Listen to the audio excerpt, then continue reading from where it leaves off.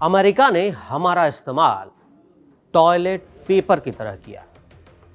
यह है वो पाकिस्तान जिसने भरी संसद में पूरी दुनिया के सामने कबूल कर लिया कि वो अमेरिका का टॉयलेट पेपर है और कुछ नहीं। अब पाकिस्तान देखिए, वो देश जो खुद को इस्लामी गढ़ बताता है, दुनिया का खलीफा बनने की कोशिश में है, लेकिन अब उसके अपने रक्षा मंत्री ख्वाजा आसिफ संसद में खड़े होकर कबूल कर रहे हैं कि अब तक जो सारा जिहाद किया ना, वो सब फर्जी था और ये सब अमेरिका की गोद में बैठकर सिर्फ पैसे और सपोर्ट के चक्कर में किया गया। ये तो वही बात है जो भारत कहता रहा है कि पाकिस्तान जिहाद नहीं बल्कि चमचागिरी और धोखेबाजी करता रहा। वो किराए के टट्टू, किराए का मुल्क और किराए का जिहाद, सब एक्सपोज। अब सुनिए क्या बोला आसिफ साहब ने। उन्होंने कहा कि हम इन जंगों में इस्लाम को बचाने या जिहाद के लिए नहीं घुसे। हमने राजनीतिक वैधता और सुपर पावर अमेरिका का समर्थन हासिल करने के लिए ही ये सब किया।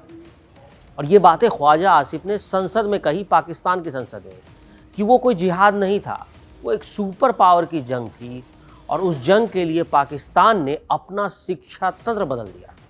पाकिस्तान ने कबूल किया कि उसने अमेरिका के लिए अपना इतिहास बदल दिया। ख्वाजा आसिफ ने कहा कि समाज, राजनीति और धर्म तक उस कथित जिहाद के मुताबिक ढाल दिया गया जो अमेरिका चाहता था, क्योंकि उन्हें अमेरिका से पैसों की दरकार थी। यानी आज भी पाकिस्तान जो है उसी मॉडल पर चल रहा है। इसका मतलब क्या है? इसका मतलब ये कि पाकिस्तान ने जानबूझकर अपनी पूरी एक पीढ़ी को वैचारिक रूप से कट्टरता की तरफ मोड़ा ताकि वो अमेरिका की रणनीति का हिस्सा बन सके। यानी मदरसे सिर्फ धार्मिक शिक्षा के केंद्र नहीं रहे, बल्कि एक बड़े जियोपॉलिटिकल प्रोजेक्ट के उपकरण बन गए। और आज जब वही मंत्री अपनी संसद में खड़े होकर कह रहा है कि भाई साहब ये सब तो इस्लाम के लिए था ही नहीं, तो दुनिया को समझना चाहिए कि भारत जब कहता था कि पाकिस्तान आतंकवाद को एक रणनीतिक संपत्ति के रूप में इस्तेमाल करता है, तो वो के आरोप नहीं थे, बल्कि वो एक हकीकत थी जो अब दुनिया धीरे धीरे कबूल कर रही है। और सबसे चौंकाने वाली बात तो पाकिस्तान के रक्षा मंत्री ने ये कही कि जब उन्होंने 9/11 के बाद के दौरे का जिक्र किया, उन्होंने कहा कि 1 दशक नहीं 2 दशक तक हमने खुद को किराए पर दिया, सिर्फ अमेरिका के समर्थन पाने के लिए। खुद को किराए पर दिया, ये शब्द किसी भारतीय विश्लेषक के नहीं है, ये पाकिस्तान के रक्षा मंत्री के। इसका सीधा मतलब ये कि पाकिस्तान की ज़मीन, उसकी सेना, उसकी खुफिया एजेंसी, उसका एयर स्पेस, सब कुछ एक वैश्विक रणनीतिक सौदे का हिस्सा था। यानी पाकिस्तान ने खुद को समझिए कि कुछ समय के लिए नीलाम कर दिया है।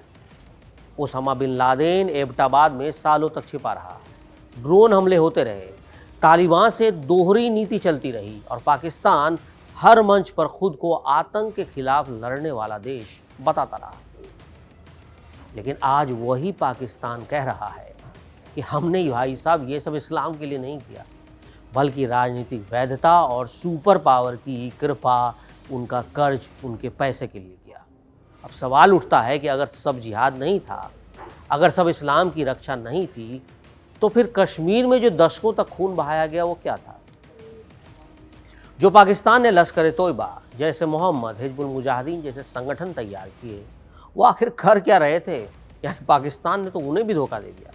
तो क्या वो भी किसी सुपर पावर की जंग का हिस्सा थे, या वो बस पाकिस्तान की पुरानी आदत का विस्तार थे, या वो बस पाकिस्तान की कठपुतली थे जिन्हें पाकिस्तान ने अपने पैसों के लिए इस्तेमाल किया, जिसमें वो अपनी धरती से आतंक की फैक्ट्री चलाकर भारत को अस्थिर करने की कोशिश करता रहा।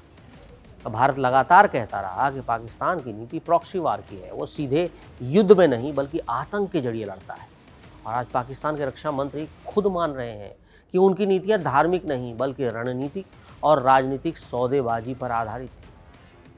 ख्वाजा आसिफ ने यह भी कहा कि अफगानिस्तान ने 9/11 नहीं किया था, उन हमलावरों का ताल्लुक अफगानिस्तान की जातीय समूहों से नहीं था, फिर भी पाकिस्तान उस जंग में गहराई तक शामिल हुआ।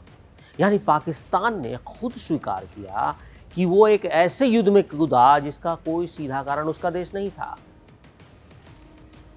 वजह क्या थी? वजह ये थी कि उसे सुपर पावर अमेरिका का समर्थन चाहिए था, उसकी चमचागिरी करना चाहता था वो, ताकि कुछ टुकड़े, कुछ चंद पैसों के टुकड़े, कुछ कर्ज उसे मिल जाए। और यही तो मानसिकता थी जिसे भारत वर्षों से बेनकाब करता आया है। पाकिस्तान के वजीर आजम यही करते रहे कि जहाँ से उन्हें फ़ायदा मिला वहाँ खड़े हो जाओ, और जहाँ समाज में कट्टरता को झोंकनी पड़े झोंक दो, क्योंकि पाकिस्तान की आवाम को तो पता ही नहीं कि क्या हालत है। और यही देखिए उसका नतीजा क्या हुआ। पाकिस्तान के हालात आज पूरी दुनिया देख रही है। बलूचिस्तान में धमाके हो रहे हैं, खैबर पख्तूनवा में हमले हैं, इस्लामाबाद में शिया मस्जिद पर आत्मघाती हमला, और पाकिस्तान आरोप लगा रहा है कि ये सब अफगान की धरती से संचालित हो रहा है। तालिबान पर आरोप है कि टीटीपी को पनाह मिल रही है, और ख्वाजा आसिफ कह रहे हैं कि तालिबान ने माना कि टीटीपी वहाँ मौजूद है, लेकिन उन्होंने सुरक्षा गारंटी देने से इनकार कर दिया और बदले में पैसे मांगे।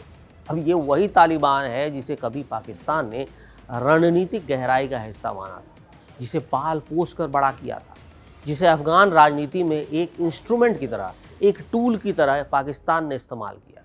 आज वही तालिबान पाकिस्तान को तोड़ने पर आमादा है। आज वही तालिबान पाकिस्तान के लिए सिरदर्द है। और यही तो होता है, जब आप सांप को दूध पिलाते हैं तो एक दिन वो डसता है। और पाकिस्तान को इतने लोगों ने डसा, इतने आतंकी संगठन अब डस रहे हैं कि वो सारा जहर जो पाकिस्तान ने बनाया था वो उसके ही लहू में शामिल हो रहा है। इसलिए पाकिस्तान तड़प रहा है, और नतीजा वो भारत पर प्रॉक्सी ग्रुप्स को समर्थन करने का आरोप लगाता है। और देखिए आज पाकिस्तान के भीतर से आ रही आवाज़ें इस आरोप को और भी मजबूती देती हैं। ये सच है कि अमेरिका और पाकिस्तान के रिश्तों पर लंबे समय से चर्चा होती रही, लेकिन जब पाकिस्तान का रक्षा मंत्री खुद कहता है कि हमें टॉयलेट पेपर की तरह इस्तेमाल किया गया, तो ये सिर्फ अमेरिका पर तंज नहीं है, ये कबूलनामा है पाकिस्तान का, एक मुल्क का जिसने कुछ पैसों के लिए अपने देश को नीलाम कर दिया। अब भारत के नज़रिए से देखें तो यह भारत की उस स्थायी नीति की पुष्टि करता है जिसमें कहा गया कि आतंकवाद कोई धार्मिक उबाल नहीं जो खुद बन जाए, बल्कि राज्य प्रायोजित रणनीति का हिस्सा था। और अब दुनिया को तय करना है कि वो पाकिस्तान की इस कबूलनामे को गंभीरता से ले या फिर उसे एक राजनीतिक बयान मानकर आगे बढ़ जाए। लेकिन एक बात साफ है कि इतिहास के पन्नों में ये दिन दर्ज हो चुका है जिसे पाकिस्तान मिटा नहीं सकता, कि पहली बार उसने खुले शब्दों में माना कि पूरी दुनिया में जिहाद का ढोल दरअसल भू राजनीतिक सौदेबाजी की ताल पर बजाया गया, और जब ढोल की पोल खुलती है तो उसकी गूंज दूर तक जाती है, और पाकिस्तान अब इससे बच नहीं सकता।